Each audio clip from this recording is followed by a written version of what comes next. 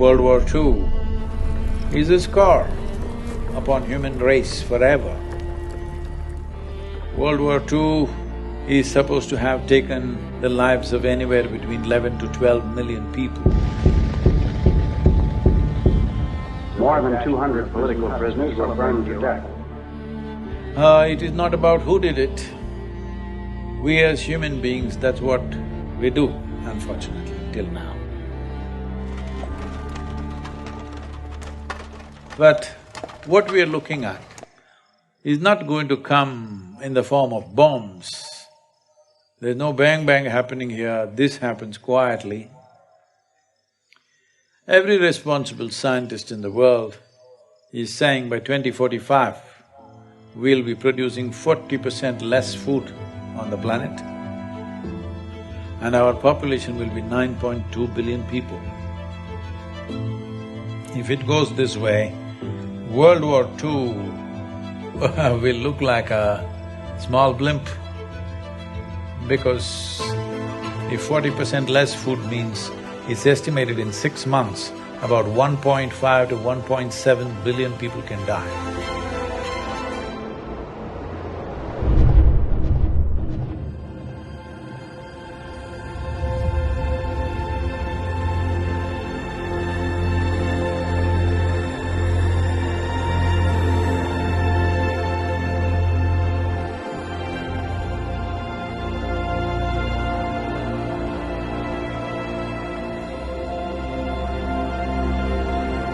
Climate change, food security, nutrition security, water quality, water renewability, biodiversity, land grab, political stability.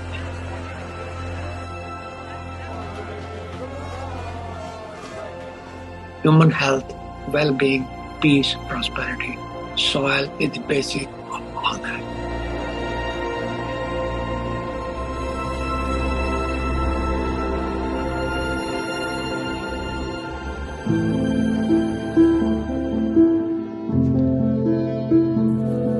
Soil is a basic entity on which all terrestrial life depends. 95% of all the food which is consumed by human comes from soil.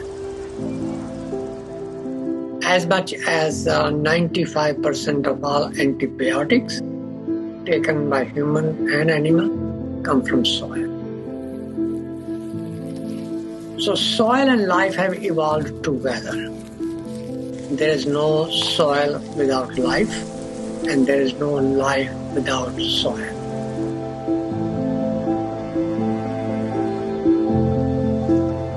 In a handful of soil, there are over 5 to 7 billion organisms. And just like how our body functions, the food that we eat, actually we cannot digest all by ourselves. We don't have the necessary enzymes and alkalines to digest this completely.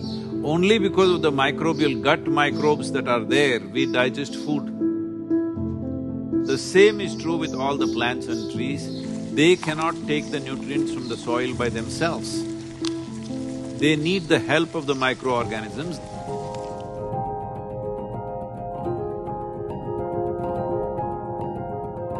Good guy bacteria, good guy fungi, protozoa, nematodes, microarthropods, earthworms, incatriotes, all of those organisms are required to have a good, healthy soil so your plant gets the balance of everything that it needs every second of every day.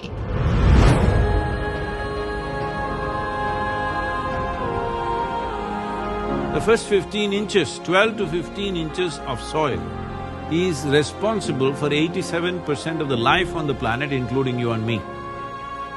And that today we are using machines where they're plowing almost like 12 to 14 inches deep and leaving it open to the sun.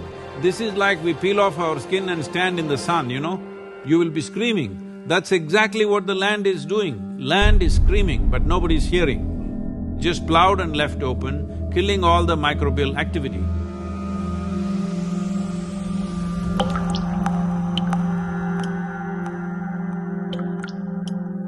See, right now, the organisms here, the only food they can eat is organic content.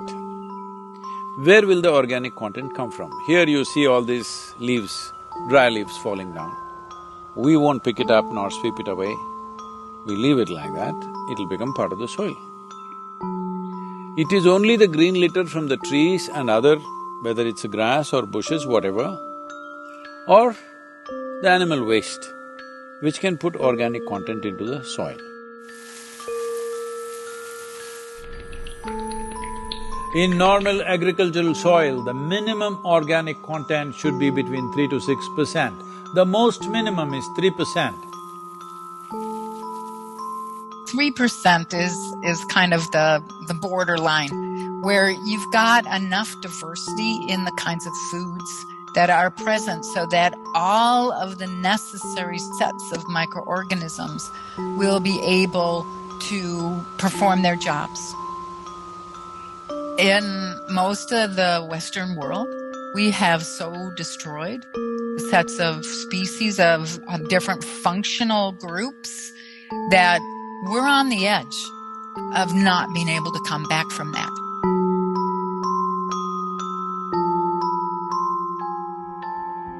Over 62% of India's soil has organic content less than 0.5%. Entire southern Europe, the soil organic content is just around 1% or below. Over 50% of the topsoil in whole of United States is gone. You've heard of dinosaurs going extinct, dodos going extinct, but this is a question of soil extinction. See, this is sand. If you add enough organic content into this will become rich soil. Similarly, if you take all the organic content out of the soil, it will become sand. So this is called as desertification in the world.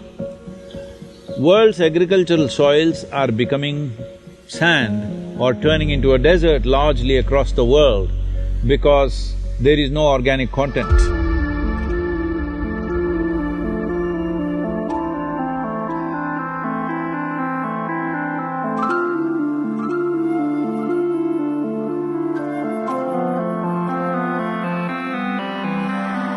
Right now, the soil that we are using is not our generation's soil. We are using up the soil of the unborn child. We have no business to do that, because soil is not our property, it's a legacy that's come to us, and it's a legacy that we should leave behind, living soil. Because once there is no richness in soil, there is no way there is richness in life.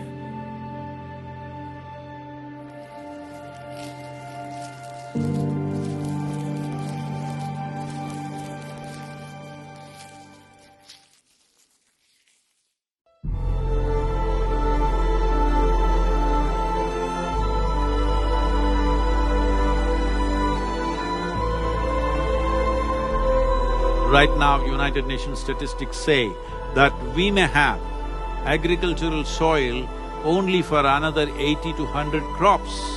This means it is a matter of 40 to 50 years. After that, there could be severe food shortages, and getting rich organic land or soil will become the basis of battles and wars on this planet.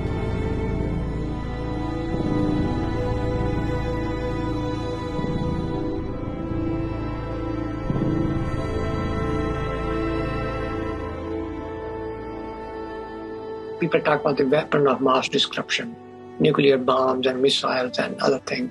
Yes, what happened in Hiroshima and Nagasaki is unforgivable, yes.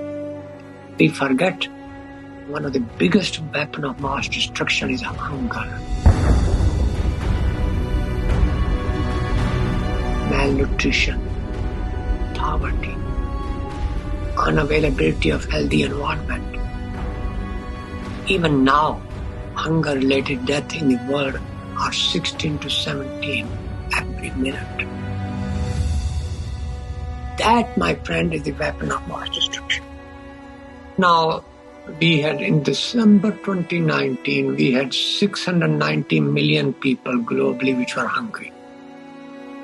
Out of that, 40 million were in the United States.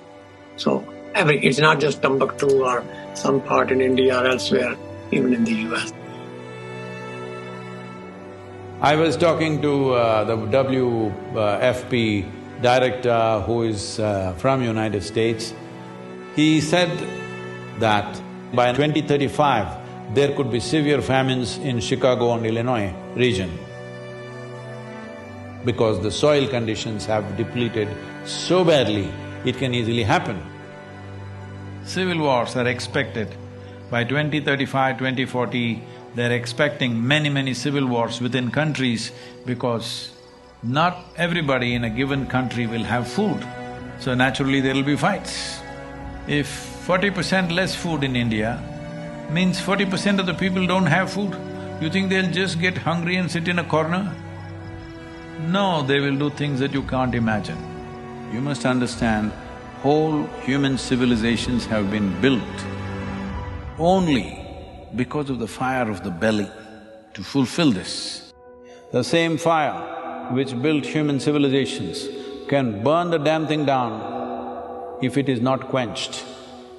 Do not underestimate that.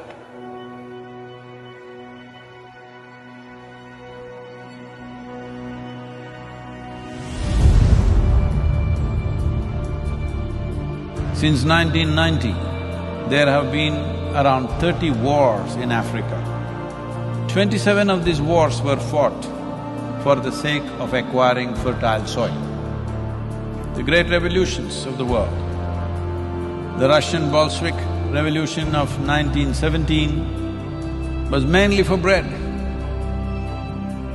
Even their slogan is peace, land and bread. That is the slogan of the Russian Revolution. Food scarcities in France were the main trigger for the French Revolution.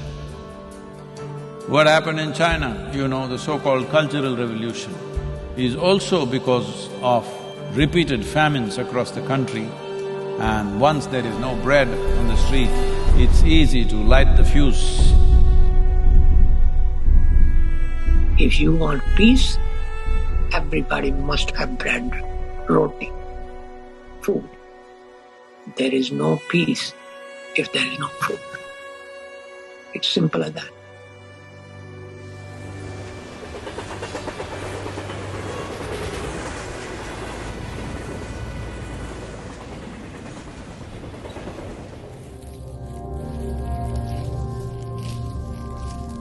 Soil is a most neglected part of the human environment. Degrading soils means losing and wasting potential food today and forever. A human being, like other animals, are requiring a fairly complex diet and many nutrients. And these nutrients we get through our food, and that essentially depend on the soils. So the soils, rich in nutrients, in minerals, are a precondition for a healthy diet. There's a direct link between soil quality in terms of nutrients and diet quality in terms of what we eat. So that is not well understood by many people. You have to put into the soil nutrients, nitrogen, phosphorus, potassium, micronutrient, calcium, magnesium, potassium, organic matter, content which is mineralized and take. It must be returned back to the soil in one form or the other for soil to be productive. Soil produces straw, grains, roots. I believe that if people take the grains and return the roots and straw back to the soil, so that soil gets its share of production, that's a good thing. If you take away the straw, then soil does not get anything. So progressively soil is being degraded, depleted, devoid of the essential elements. That is when we call degradation of soil health. And when soil is degraded, people living on it are also becoming progressively miserable. The soil depletion in United States has led to 21% drop in vitamin A in all the fruits, vegetables and everything else that you're eating. 30% drop in vitamin C, 37% drop in iron levels, 27% drop in calcium levels.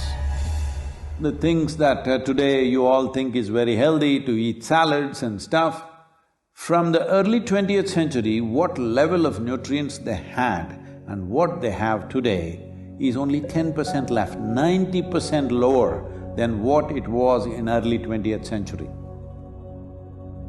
Center for Disease Control, which is right now playing a significant role in this COVID situation, says all Americans are potassium deficient. 90% of the Americans have vitamin E deficiency, 70% have vitamin K deficiency, 52% don't have enough magnesium, 43% don't have enough vitamin A, 40% don't have enough vitamin C. This is in the most affluent nation. It simply means the food that you're eating doesn't have enough nutrients, even if you eat enough food, because soil has been destroyed like this.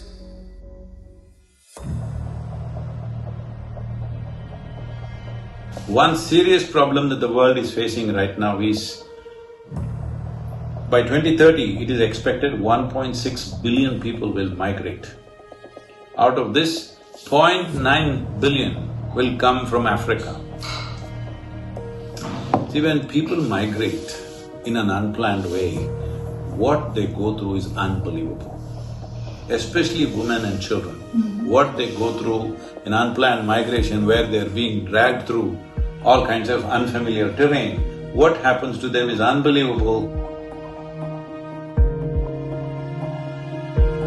Nobody should face this. All young women like between 14 to 18 years of age, they're being seriously exploited.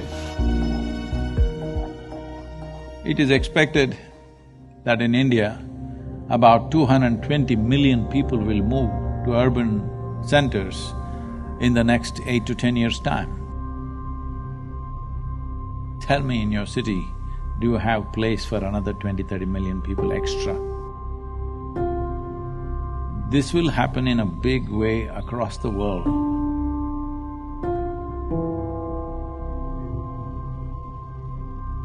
Yes, there are soil refugees. Yes, there are climate refugees. Yes, there are drought refugees. And those refugees go and knock door of other people. The US southern border is a very good example. People jumping into the Mediterranean without realizing whether they'll make it on the other side or not. It's a very good example. There are several millions of refugees in the world because the land which they grew up on cannot afford their services, their basic needs. Eventually the solution lies to make sure that the soil can support them.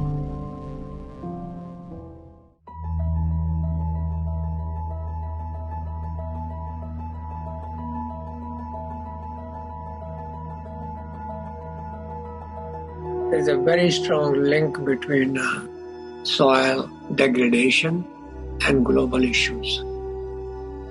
For example, climate change. So, current civilization, I call it carbon civilization. Everything we do is based on carbon, fossil fuel-based carbon. And therefore we have depleted also carbon not only from fossil fuel, but also from soil. Maximum amount of carbon was always in the soil, but now a lot of it is in the atmosphere where it should not be. If it gets into the atmosphere, as you've heard of global warming and climate change, all these impacts happen. But nearly 40% of this is happening simply because soil is left open. For this, the main contributor is agriculture. or open lands. The same soil which would have taken carbon dioxide and methane from the atmosphere is now releasing it simply because we are leaving it open and there is no life or microbial activity.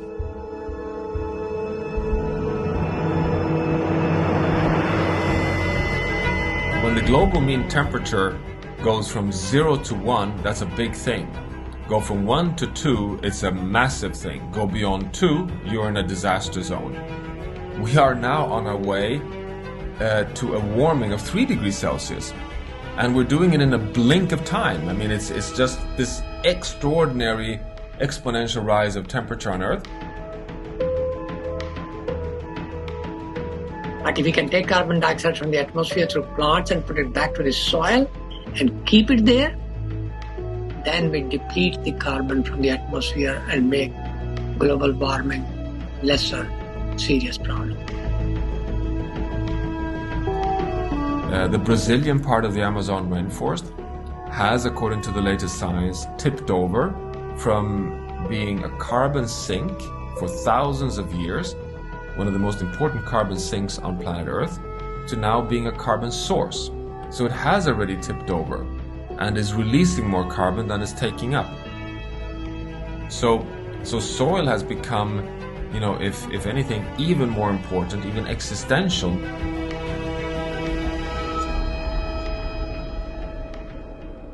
See, the whole life process on this planet is carbon-based. So, the same goes for a blade of grass, the same goes for the coconut tree, the same goes for every other creature on this planet. Essentially carbon. Where is all this carbon coming from? The great miracle on the planet, in the process of evolution of creation on this planet, is photosynthesis. A limitless amount of energy coming there from the sun.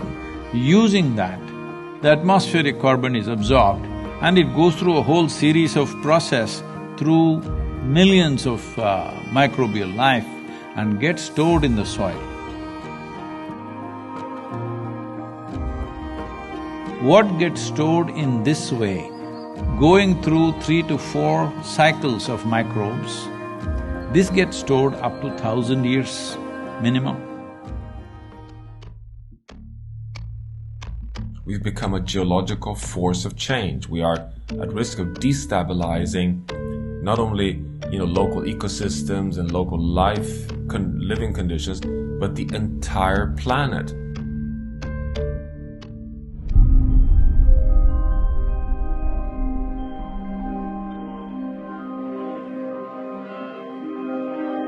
United Nations says we only have 60 years of agricultural soil left.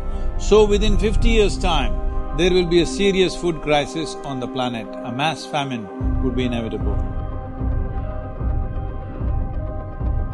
Now, I know people always say, we only have 60 more years of agriculture to go. Yeah, but that was 10 years ago that we made that statement. We're at 50, guys. Soil is a living entity. It has a lot of organisms. And when those organisms are killed, soil is no longer healthy. Soil is no longer living.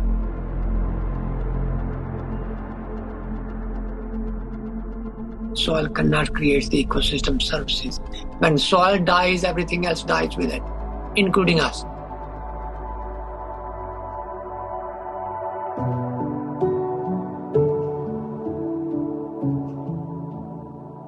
If we start correcting it now, in 15 to 25 years, we can make a reasonable level of correction. We can come away from the brink where we are. But if you leave it for another 30 to 40 years and then try to do it, it will take 150 to 200 years to regenerate the soil. So this is not about just painting a dark picture of everything. This is a moment of responsibility that we as human beings, if you stand up right now, we can turn this around.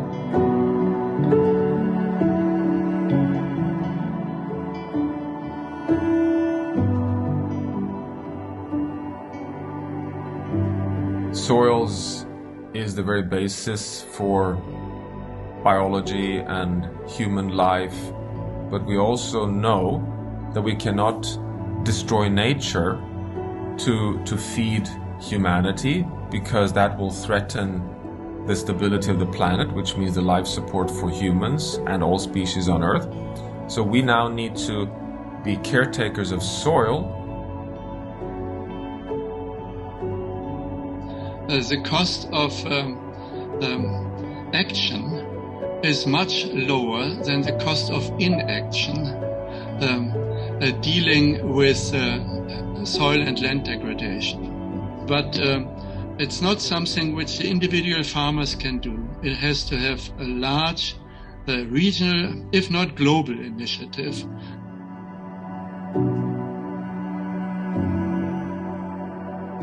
This depletion of soil has happened because we have not put back the organic content back into the soil of what we are taking out. So we are seeing how to get a policy in 192 countries to make this the norm, that if you own agricultural land, minimum 3 to 6% organic content must be there by law. Initially by recommendation, then by incentives, and then by law, by mandatory law, it has to happen. If it's not in the law, then we don't know what they will do tomorrow. That's what we have done, isn't it? From previous generation to this generation, in one generation we've ruined it because there was no law. If there was a law, minimum agriculture content should be… organic content should be there in it, we would have kept it that way. So first and foremost thing is to bring the law.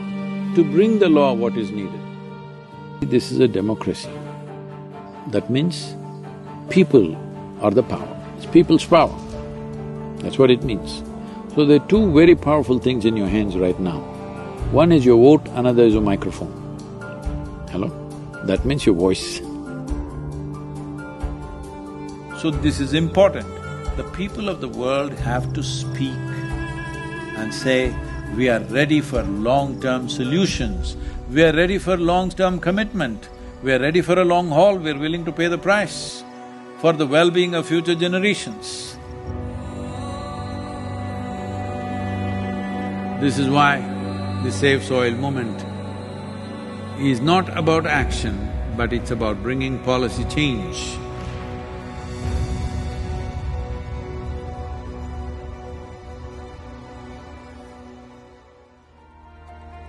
As a part of this, I'm 65 and I'm riding 30,000 kilometers across 24 nations to activate support from the citizenry. We are trying to get about 3 to 3.5 billion people to speak about soil for these 100 days. From March 21st, 100 days, we want the whole world to talk about soil. We have UNCCD as our partner. We have also signed something with the World Food Programme, and the scientists from FAO and other organizations are working with us. World Economic Forum is very much with us. Most governments have come on board. Heads of states will be flagging off this rally. Right now, that's what I'm trying to create, that if 3.5 billion people speak, this is 60% of the electorate. If 60% of the electorate speaks, there is no government which will ignore that in a democratically set up government. Each one of you should reach as many people as you can to make this happen. Many global leaders and influencers are already participating in the movement. Be a part of this and let us make it happen. For my part, as much as I can contribute. And the movement that you are taken up, I could not expect any more God's blessing than that. Sadhguru, and this campaign is so important. We're going to save the soil. Do your part. And saving the soils. And our planet's future depend on it. Sadhguru, save soil, my friend. Save soil, let's make it happen. And TN Babula is part of the Save Soil mission. We commend you for what you're doing. That is why we are happy to sign the MOU. The science and philosophy that backs the thought behind the movement is tremendous. Save soil, let's make it happen. Save the soil. We know what we must do, so let's make it happen. Let's make it happen. Let's make it happen.